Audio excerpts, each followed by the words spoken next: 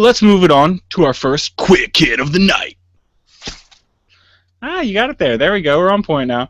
But, yeah, so a broken ankle is to sideline Harrison Ford for the next 8 weeks of Star Wars 7 filming. What? Yeah, apparently he broke his ankle just walking around on the Millennium Falcon set. Brutal. Particularly on the Millennium Falcon set? I don't know. I just kind of threw that in there. But if he's going to break his ankle anywhere, shouldn't it be on the Millennium Falcon? I mean, come on. Yes, if Harrison Ford is to break his ankle, not even while filming, just in general, throughout his life, if he were to ever break his ankle, it has to be on the Millennium Falcon. It should be. I mean, that's just justice right there. I mean, that's where he spends most of his time. I mean, I know Chewbacca's taking a break because he's in a lot of the scenes with Harrison Ford, and now he gets to kind of sit back and relax for the next 8 weeks because no more Han Solo for a while. But apparently this isn't going to set any of the shooting back. They're just going to move around some of the scenes, shoot his scenes a little bit later on when he's feeling better. So still looking forward to that, I believe, 2015 release, if I'm correct, or maybe 2016. Let us know in comments down below. I don't know. I forget. But let's move it on to the next quick hit. And that is Teenage Mutant Ninja Turtles. Heroes in a Half Shell. Turtle Power. Yeah, they're getting a new comic, actually. It's a Turtles in Time comic, and that is by IDW, and that is reported by IGN. So, Turtles in Time, based off of the arcades / console game Turtles in Time? I would imagine so. I mean, that's the only way you could really make it work. So, I mean, that's one of my favorite Ninja Turtle games ever, so it'd be cool to see a storyline around that. I think that's everyone's favorite Ninja Turtles game, or almost everyone. I've heard some other people that like the first arcade game. They're a little crazy because Turtles in Time is clearly the best. I agree. Turtles in Time, way better. And if you haven't played the reshelled edition on Xbox 360 Arcade, it might be on PlayStation Arcade as well.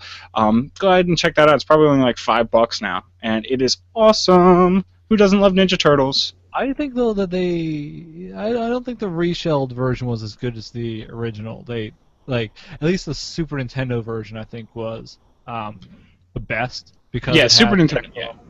Yeah, that's true. The Super Nintendo version was the best because they had like 8 or 9 extra levels. I think there was a ton that I remember playing through the reshelled version and being like, "Where are all these levels?" I don't remember. I thought the controls were maybe a little bit tighter and stuff like that. Yeah, there's some small details I thought that they executed a little bit better that didn't transfer when they updated it. But anybody out there looking for their Ninja Turtles hankering, just go ahead and pick that up. I'm telling you, it's probably cheap right now on Xbox Live. And Ninja Turtles 2, Secret of the Ooze. I mean, seriously, greatest movie of all time.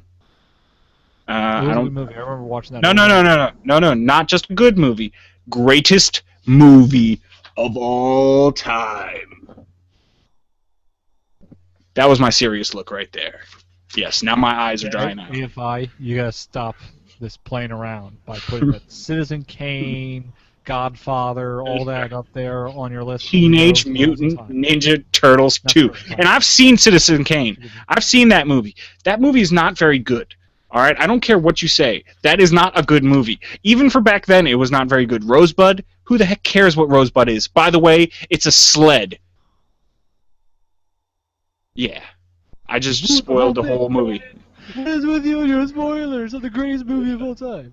I just saved everybody like 2.5 hours of watching the stupid movie Citizen Kane. Yeah, so you're welcome. You are welcome. But let's move it on to the next quick hit.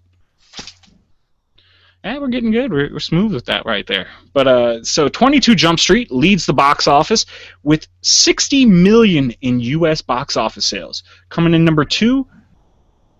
Yeah, coming in number 2 was How to Train Your Dragon with a really, really strong $50 million in box office. So a strong weekend for the box office this weekend.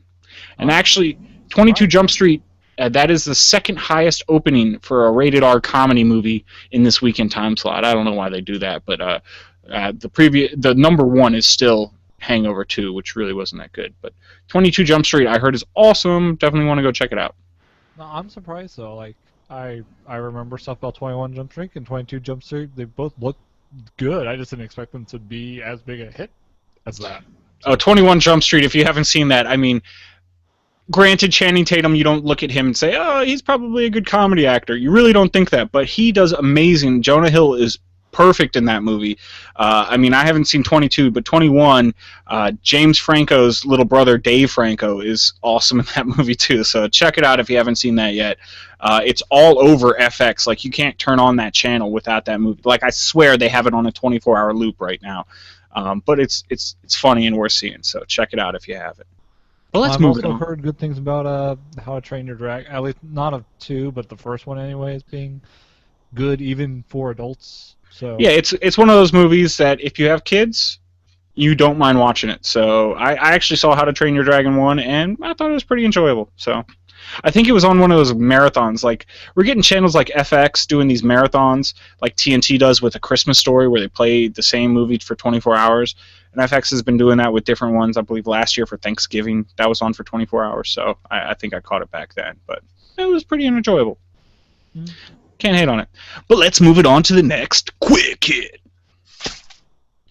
And that is, there is this web series coming out called Nightwing. And I just saw the first trailer, and it looks pretty darn awesome. So check it out if you haven't. It's by Ismahawk. Yeah, Ismahawk. So looks pretty cool. This is not related to Nightwing from DC Universe? Oh no, it's exactly related to it, but it's a fan film.